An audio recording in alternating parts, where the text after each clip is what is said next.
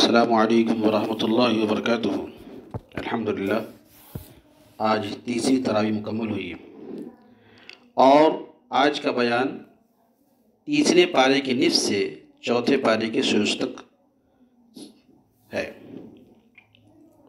کل میں نے آپ کو بتایا تھا کہ سورہ آل عمران سے آگے بتاؤں گا، تو آل عمران سورت کا نام عمران کیوں پڑا، اس کی کئی وجہ ہے۔ ایک وجہ تو موسیٰ علیہ السلام، حضرت ہارون علیہ السلام کے والد کا نام عمران تھا، ایک تو اس کی وجہ ایک یہ بتائی گئی ہے۔ دوسری وجہ یہ ہے کہ مریم بنت عمران یعنی مریم علیہ السلام کے والد کا نام بھی عمران تھا۔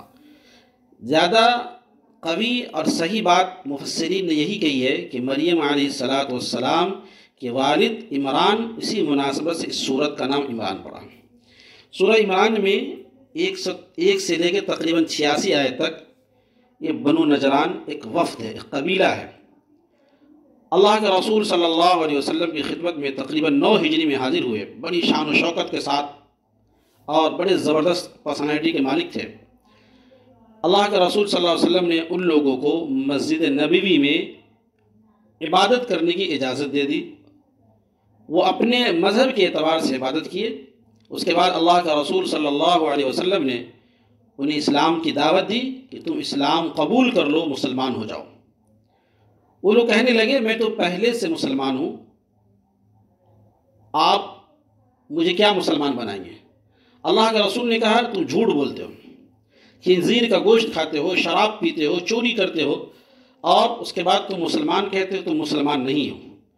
ایک کلمے بھی مسلمان ہونے کی میں تجھے دعوت دیتا ہوں، مجھے نبی مانو اور اللہ تبارک و تعالی کی وحدانیت کے قرار کرو کہ ایک اللہ ہے۔ اس پہ وہ آمادہ نہیں ہوئے۔ بہرحال آیت مباہلہ ایک ہے، یعنی اس کو دعوت دی گئی کہ آؤ مباہلے کی طرف، ایک میدان میں ہم بھی آتے تم بھی آؤ، اور دعا کرے کہ ہم میں جو حق پہ ہے اللہ اس کو بچا لے، جو ناحق پہ اس کو برباد کر لے۔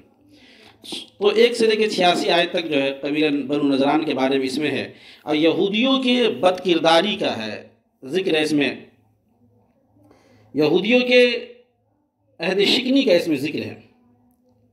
اور آگے ایک آیت پڑھی گئی ہے جو مسلمانوں سے بھی خطاب ہے کہ اللہ تبارک و تعالیٰ نے کہا کہ ہم نے انسان کے سامنے جو بہترین خواہشات ہے، جو مرغوبات ہے، ہم نے اس کے سامنے رکھ دیے ہیں۔ زُيِّنَ لِلنَّاسِ حُبُّ الشَّهَوَاتِ، 6 چیزوں کا اللہ نے کہا کہ میں انسانوں کے لیے مرغوب بنا دیا ہوں، اس کے پسند کی چیز بنا دیا ہوں۔ پہلی چیز کیا ہے؟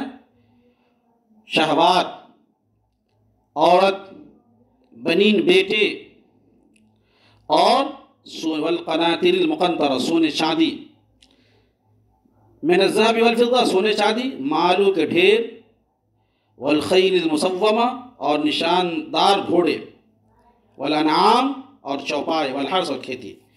6 چیزوں کا اس میں ذکر ہے کہ 6 چیزوں کو میں نے انسان کے لیے مرغوب بنا دیا، پسندیدہ بنا دیا۔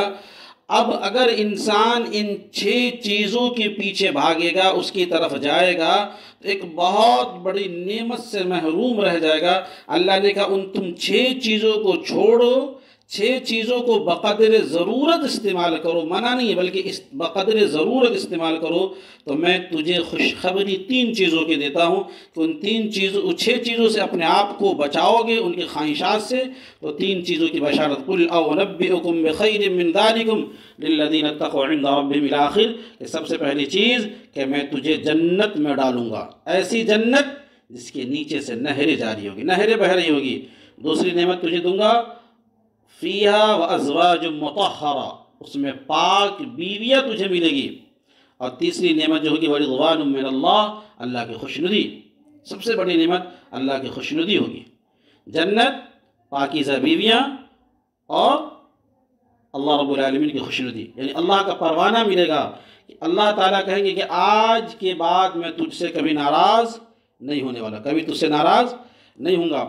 اس کے بعد اللہ تعالیٰ نے کہا کہ دیکھو دنیا میں بڑے مذاہب ہیں، بڑے ادیان ہیں، لیکن ایک دین، ان الدین عند اللہ الاسلام، اللہ کے نزدیک صرف ایک دین ہے، اور وہ ہے دین اسلام۔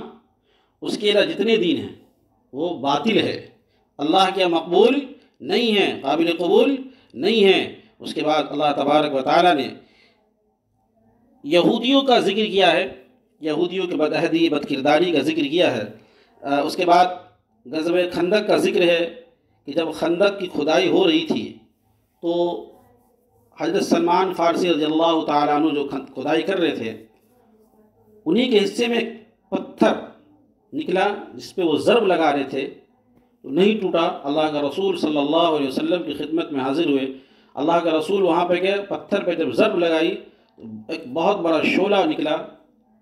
اللہ کے رسول نے کہا اس میں مجھے قیصر و کسریٰ کے بڑے محلات دکھائے جا رہے ہیں۔ کفار مکہ جب سنے تو بڑا مذاق اڑانے لگے کہ اپنی فکر نہیں، اپنے ڈر سے جنگ مطلب اپنے جان کے ڈر کی وجہ سے، بچانے کی وجہ سے خندق کھود رہے کہ نقصان نہ ہو، اور خواب قیصر و کسریٰ کے محلات کے دکھ رہے ہیں۔ تو اللہ نے کہا قل اللہم مالک الملک تؤتی الملک من تشاء وتنزع الملک ممن تشاء وتعز من تشاء وتذل من تشاء، کہ اللہ تبارک و تعالیٰ کے ہاتھ میں جسے چاہتے بادشاہت دیتے ہیں، جسے چاہتے عزت دیتے ہیں، جسے چاہتے ذلت دیتے ہیں۔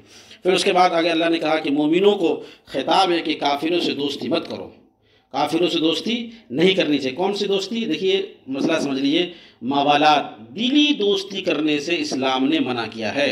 لین دین کر سکتے ہیں، اس کے ساتھ آپ عہد و معاہدہ کر سکتے ہیں، اس کے دکھ مصیبت میں شریک ہو سکتے ہیں، وہ آپ کے گھر بھی آ سکتے ہیں، آؤ بھگت بھی کر سکتے ہیں، لیکن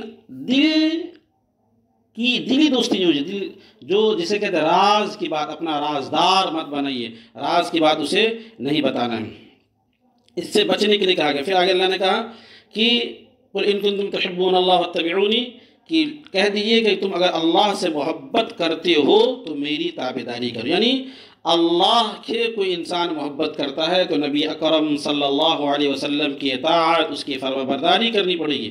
پھر اللہ کیا انعام دیں گے؟ اللہ تم سے محبت کرے گا، نبی کی اطاعت کرو گے اللہ تم سے محبت کرے گا، تمہارے گناہوں کو معاف کر دے گا، اور اللہ تبارک و تعالیٰ بہت بخشنے والا اور بہت زیادہ معاف کرنے والا ہے۔ بہرحال یہ مختصراً جو میں نے آپ کو کچھ اہم آیت بتایا، جو اجمالی طور پر بتا دے رہا ہوں کہ اس صورت میں جنگ بدر، جنگ احد دونوں کا ذکر ہے۔ جنگ بدر میں مسلمانوں کی تعداد صرف 313 تھی، جن کے پاس قاعدے کے ہتھیار تک نہ تھے، جبکہ کفار مکہ کی تعداد ہزاروں میں تھی اور پوری طرح وہ ان کے پاس لاؤ لشکر کے ساتھ تھے۔ مسلمانوں کی مدد اللہ نے فرشتوں سے فرمائی اور مسلمانوں کو فتح نصیب ہوئی۔ یہ جنگ بہت سی آنے والے جنگوں کے پیش خیمہ ثابت ہوئی۔ چنانچہ جنگ بدر کا بدلہ لینے کے لیے مکہ کے مشرکین زبردست لشکر تیار کیے اور احد کے میدان میں مسلمانوں سے جنگ کی۔ اس جنگ میں فتح ہوتے ہوتے مسلمانوں کو شکست ہو گئی، کیونکہ فوج کے ایک حصے سے حضور اکرم صلی اللہ علیہ وسلم جو نصیحت کیے تھے کہ اس جگہ سے ہٹنا نہیں، لوگ یہ سوچے کہ اب تو ہم جنگ جیت چکے، ہمارے غنیمت لوٹنے کی وجہ سے وہ جیتی ہوئی جنگ شکست میں بدل گئی۔ مسلمانوں کی اسی کمزوری کی وجہ سے فتح جو ہے اس شکست میں تبدیل ہو گئی، یہاں تک حضور اکرم صلی اللہ علیہ وسلم کے چہرے انور پہ زخم آ گیا۔ منافقین نے بھی مسلمانوں سے فریب کیا، فتنہ برپا کرنے کی کوشش کی۔ اللہ نے مسلمانوں کی کمزوریوں کی نشاندہی کر کے اصلاح کی۔ ارشاد باری ہے کہ کم فہم لوگ جو قرآن سے من مانا مطلب نکالنے کی کوشش کرتے ہیں، ایسے لوگ عذاب الہی میں مبتلا ہوں گے۔ ارشاد باری ہے کہ غیر مذہب والے کو اپنا رازدار نہ بناؤ، اپنا دوست نہ بناؤ۔ پھر اس کے بعد جو ہے حضرت عیسیٰ علیہ السلام کے والدہ حضرت مریم علیہ السلام کا ذکر ہے۔ اللہ تعالیٰ نے ان کو بے موسم پھل عنایت فرمایا تھا۔ یوں ہے کہ مریم علیہ السلام کی والدہ نے نظر مانی تھی، منت مانی تھی کہ اگر میرے گھر میں لڑکا پیدا ہوگا تو اللہ کے راستے میں اس کو چھوڑ دوں گی، دین کی خدمت کرے گا۔ لیکن اتفاق کی بات ہے کہ لڑکی پیدا ہوئی۔ مریم علیہ السلام کی والدہ اللہ سے کہنے لگی کہ میں تو آپ سے بیٹا مانگی تھی، لیکن میرے گھر میں بیٹی ہوئی ہے۔ اللہ کا حکم ہوا کہ میں جو کام کبھی کبھی بیٹی سے لیتا ہوں وہ بیٹوں سے بھی نہیں لے لیتا ہوں، اس لیے بیٹوں کا کام بیٹی ہی کرے گی۔ بہرحال حضرت مریم علیہ السلام کو ان کی والدہ نے بیت المقدس میں جہاں زکریا علیہ السلام ان کے خالو عبادت کرتے تھے انہی کے حوالے کر دیے، اسی مسجد میں رہتی تھی، عبادت کرتی تھی۔ ایک دن حضرت زکریا علیہ السلام جب حجرے میں داخل ہوئے تو دیکھا بغیر موسم کے پھل وہاں پڑے ہوئے ہیں۔ تو حضرت زکریا نے کہا مریم یہ کیا ہے؟ میں تو چونکہ جتنے کھانے پینے کا انتظام حضرت زکریا ہی کرتے تھے، دیکھے میں تو اس پھل فروٹ لا کے نہیں دیے، پھر آیا کہاں سے؟ مریم علیہ السلام کہنے لگے ان اللہ یرزق من یشاء بغیر حساب، کہ اللہ جسے چاہتا ہے بغیر موسم کے پھل عنایت فرماتا ہے۔ حضرت زکریا علیہ السلام نے اس مشاہدہ کیا کہ بی مریم کی کفالت پرورش میرے ذمے، پھر آیا کہاں سے؟ اس سمجھ گئے کہ اللہ تبارک و تعالیٰ کی طرف سے ہے۔ حضرت زکریا علیہ السلام کے پاس بھی کوئی اولاد نہیں تھی، اللہ تبارک و تعالیٰ سے دعا کیے کہ رب کریم مجھے بھی ایک بیٹا عنایت کر دے، مجھے بھی بیٹا دے دیجیے۔ اس کے بعد جو ہے ابھی چونکہ مریم علیہ السلام کا ذکر سورہ مریم میں آئے گا تو وہاں میں بتاؤں گا۔ پھر دیگر عیسیٰ علیہ السلام کے دیگر معجزات کا ذکر ہے۔ قرآن نے یہ بھی یقین دلایا کہ حضرت عیسیٰ علیہ السلام آسمان پہ زندہ اٹھا لیے گئے ہیں، نہ ان کو قتل کیا گیا ہے نہ ان کو سولی دی گئی ہے۔ رسول اکرم صلی اللہ علیہ وسلم نے خبر دی ہے کہ قرب قیامت میں دجال کو ہلاک کرنے کے لیے حضرت عیسیٰ علیہ السلام نازل ہوں گے، پھر وہ وفات پائیں گے، لیکن عیسائی اپنے اس عقیدے پر ہے کہ ان کو سولی دے دی گئی ہے۔